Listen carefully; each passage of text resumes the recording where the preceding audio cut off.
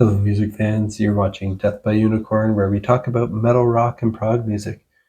And this is New Music's Alive in 2025. I'm going to talk about 11 albums that came out on March 28th, 2025. Give my quick first impressions of them. I'll talk about them in my order of preference. Starting with an EP by this great band called Nospun, and the EP is called Ozai. It's actually a re-recorded EP that they made back in 2014 when the band was called Ozai.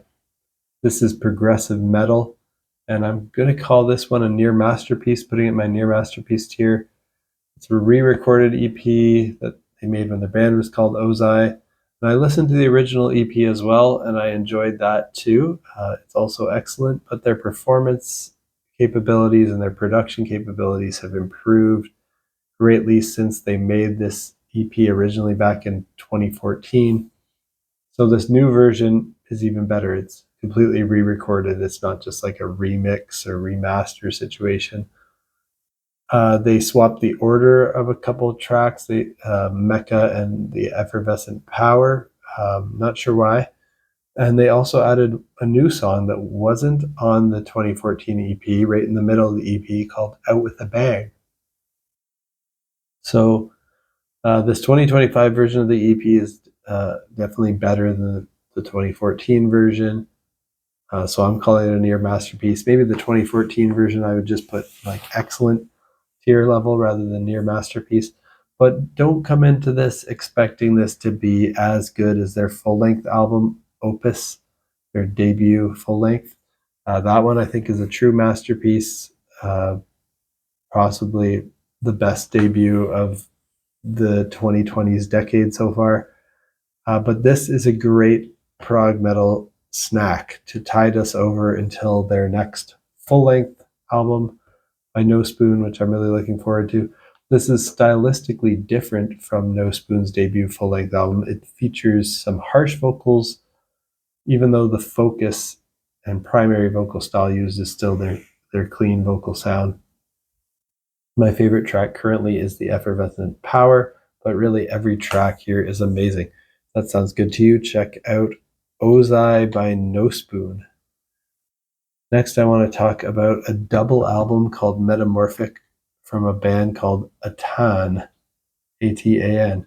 This is the second album by this band from the UK, and this is also progressive metal. It's more on the gent side. And this one I'm putting in my excellent tier. This is a female-fronted band from the UK, and I heard the early release single Glimmering ahead of time. I really enjoyed that, so that's why I put this on my list to listen to. That track was mostly clean singing, but there was the odd scream near the end of the track. Before hearing the full album, I also heard Chasing Light featuring Derek Sherinian, the amazing keyboardist who's known for being in Dream Theater, but also being in various other bands. That's an excellent song too. The whole album here by Atan is, I'm not sure if it's Atan or Atan or Atan, not sure how to pronounce it, A-T-A-N, but the music reminds me of the band Ginger, but imagine flipping the ratio of clean to harsh singing. Ginger's a lot more focused on harsh vocals, but has some clean vocals, whereas Atan is more focused on clean vocals and has the odd harsh vocal. Now, the whole album is excellent, but it is a double album, so it's a little on the long side. Glimmering is probably my favorite track so far.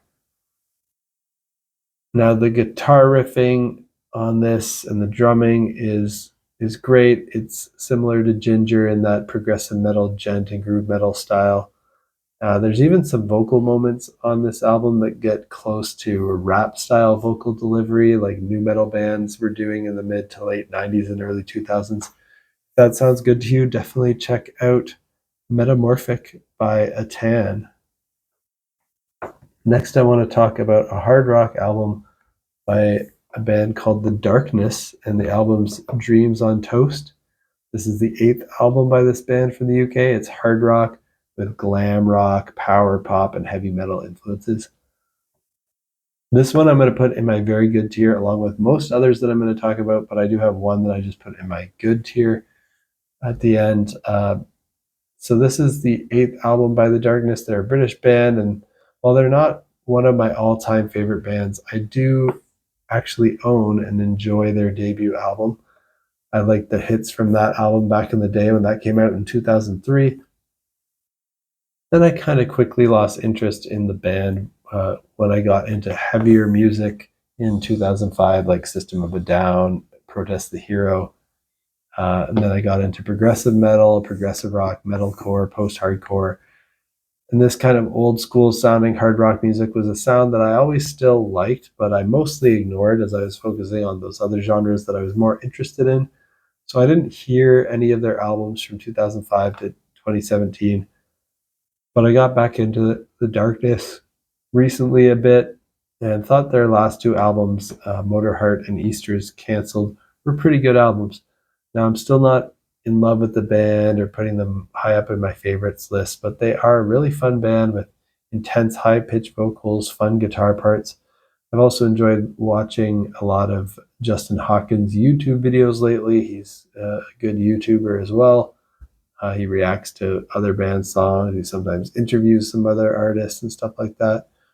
The singles that I heard before this album were released were fun, nothing earth-shattering.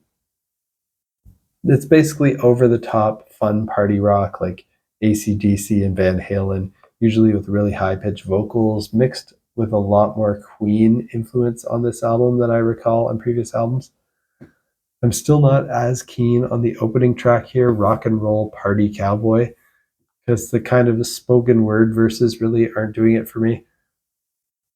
But so far, my favorite tracks on this album by The Darkness are Hot on My Tail, The Longest Kiss, and Don't Need Sunshine. Hot on My Tail has an intro with Queen-like harmonies, and then it turns into almost like a country folk rock acoustic song, which seems to be a humorous and dramatic take on a farting fit caused by eating beans and rich tomato sauce that ruins a romantic evening.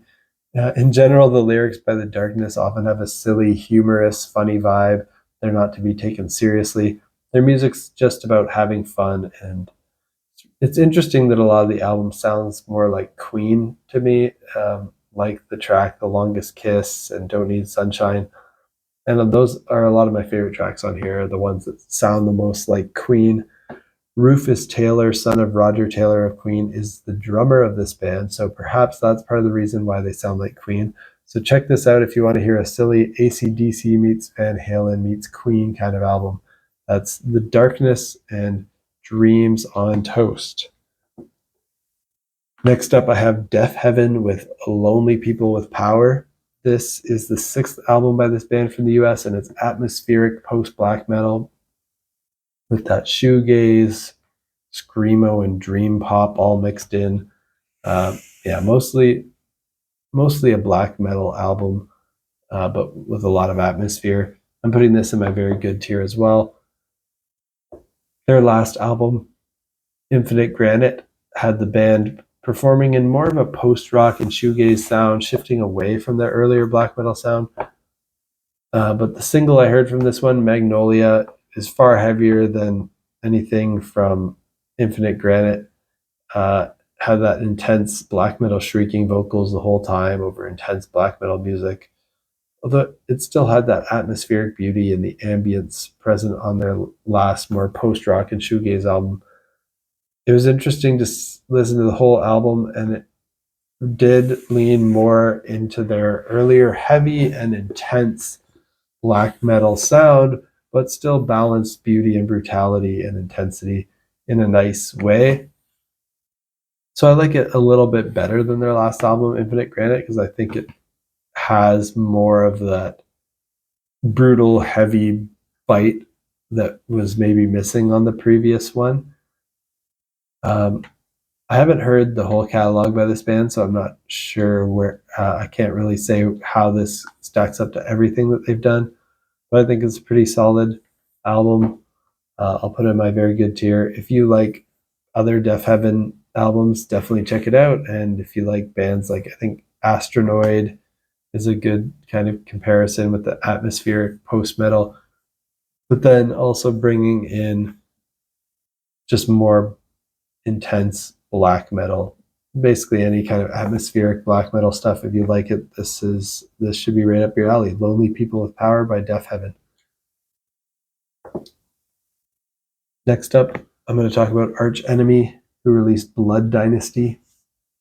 This is the 12th album by this Swedish band. They're a melodic death metal band. This is also going my very good tier. Very strong female vocals here, a mix of harsh screams and singing. I thought their last album, Deceivers, was also very good. I really like the guitarist Jeff Loomis, who they had on guitar in their previous album, but he's not on this one, unfortunately. I respect his playing from his work with Nevermore and his solo albums of his that I've heard. And it's too bad he's no longer in the band. But I'm also even more excited that I've heard Jeff Loomis will be working on new Nevermore material, which I find a lot more exciting than Arch Enemy. And I feel like Arch Enemy didn't really leverage Jeff Loomis to his full potential. They had this amazing guitar player that they kind of kept in a bit of a box. So I feel like maybe he'll thrive more going back to the project of Nevermore. And I imagine the replacement they have for Jeff Loomis is great as well, but it is hard to live up to Jeff Loomis. The singles from this Arch Enemy album are great, but in general, not too many surprises or much innovation on this album. Just another solid and enjoyable album. Nothing that's going to make my year-end list here, but if you like Arch Enemy and you like melodic death metal in general, you should like this. It's definitely a little more on the accessible side for melodic death metal. There's like a lot more traditional heavy metal influences and just kind of a modern metal sound than like old school mellow death that focused a lot more on screams. Like there's more clean vocals and anthemic choruses here. So if you're into the more accessible side of melodic death metal, the catchier side, definitely check out Blood Dynasty by Arch Enemy.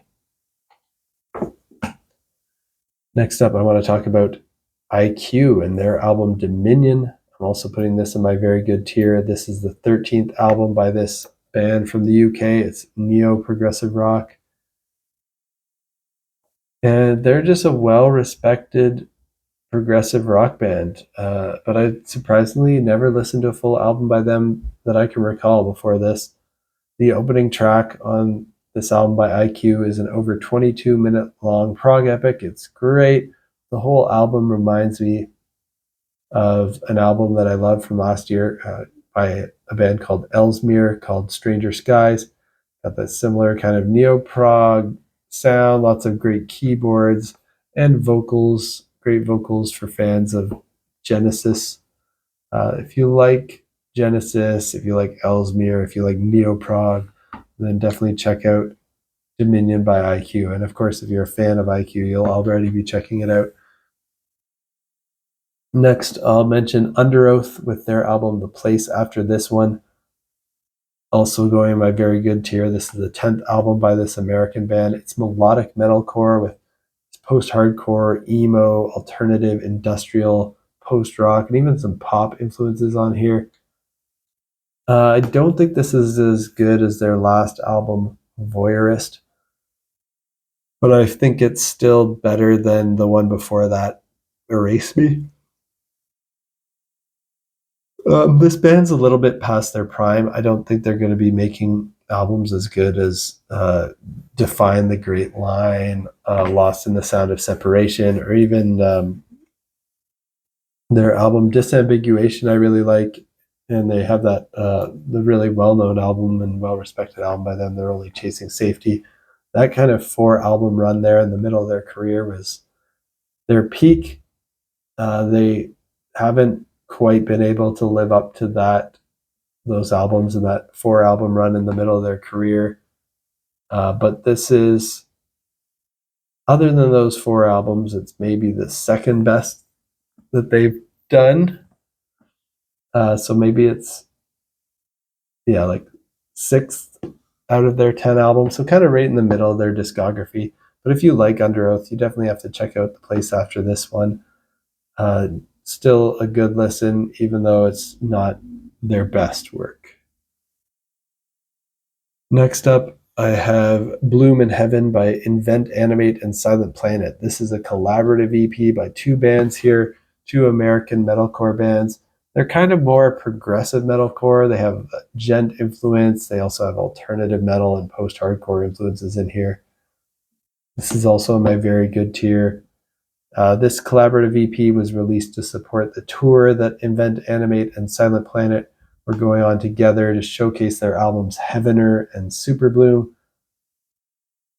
And each show on this tour will find Silent Planet performing their 2023 full-length Super Bloom in full, as well as Invent, Animate will be dropping into their 2023 album Heavener each night as well. Maybe, presumably, they'll amalgamate in this tour on stage and perform these Bloom in Heaven songs together. Not sure. I probably won't be seeing this live, but let me know down in the comments if you have or will be seeing Invent, Animate, and Silent Planet live, because I'm curious to know how that goes. This is just really solid, but nothing game-changing music here. Just decent, solid, progressive metalcore, gent kind of music. Check it out if you like that style.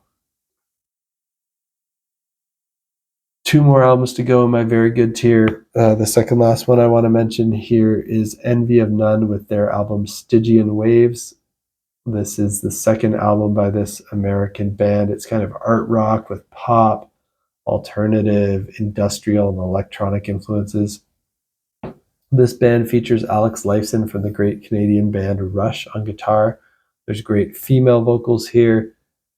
Don't expect this to sound like Rush. There's a little bit, you can hear a little bit of Alex Lifeson's signature guitar sound on this, more so than on the first album.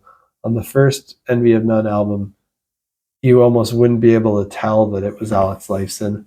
On this one, if you listen closely to the guitar, you can hear some of his signature kind of chord voicings with his power chord styles with some open strings, but he uses a lot more effects on here. And on this album, he also plays the odd guitar solo, which he didn't really do on the first album. So that's cool. Those solos, you can kind of hear a little bit of the Rush vibe. But for the most part, he's using a lot of effects on his guitar, and they're kind of blending in and being textures to these songs that are really more modern sounding, kind of electronic, artsy pop tunes with really great vocals, good hooks. So check it out if you want to hear Alex Lifeson playing some kind of artsy pop music with great female vocals. That's Envy of None with Stygian Waves. And last in my very good tier, before I jump to my good tier, I've got Shapeshifter by Memphis Mayfire, the 8th album by this American metalcore band. They've got post-hardcore, pop, and alternative metal influences in there. And I've never really been that into the band Memphis Mayfire, but everything I've heard by them has been decent, so I did check this out of curiosity. From the single I heard ahead of time, Chaotic, I was expecting classic mid-2000s metalcore sound here with really catchy choruses, because the chorus on that one is just catchy. And of course, there's the great breakdown, though that breakdown sounds a lot more like 2010s as it's a bit genty.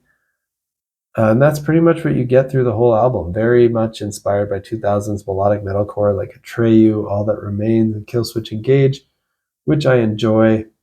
Maybe also some Bullet for My Valentine kind of vibes. I enjoy that, but the riffing here is more inspired by modern gent bands like Era and Monuments, all while having these odd electronic moments in the background, and they keep things sounding modern. This, again, is nothing mind-blowing. It's not going to change the game, but it's just a very solid and well-done metalcore album here. That's Shapeshifter by Memphis Mayfire. And last one I want to talk about, I'm just putting in my good tier. It's Rushmere by Mumford and Sons, the 5th album by this band from the UK. This is folk rock with indie, alternative, pop, country, and bluegrass influences. And I really enjoyed the first Mumford and Sons album when I initially heard it, but I kind of lost interest in them. They kept falling further and further down on my list of bands to pay attention to. But the single Rushmere, the title track for this album, is pretty good. So I thought maybe they'd get back on track with this release. But the album as a whole, while it was a good listen, it's just really nothing exciting. If you like the previous work by Mumford and Sons, this is more of the same from them. So I feel like you should like this, but I don't feel like the songs here on this album are as high quality as on their debut. So if you want to listen to Mumford and Sons, I'd just say listen to the debut album. But check this out if you're a fan. And that's it for my first impressions on these 11 new albums that came out on March 28th. What did you think of these albums? Let me know down in the comments below. And did anything else come out recently that you think I might enjoy? Also let me know. And hit that subscribe button if you like metal, rock, and prog music. I give my first impressions of new stuff that I'm listening to every week. So next week, in about a week's time, I'll be talking about new stuff coming out from the band Legion, Fractal Universe. Elton John and Brandy Carlisle have a collaborative album coming out. Black Country New Road, Amplifier, Bleed From Within, Solstice, Mixstein and Minimum, and Imaginarium. So lots of great stuff coming out in about a week's time. Stay tuned on the channel if you want to hear my first impressions of those. And peace out.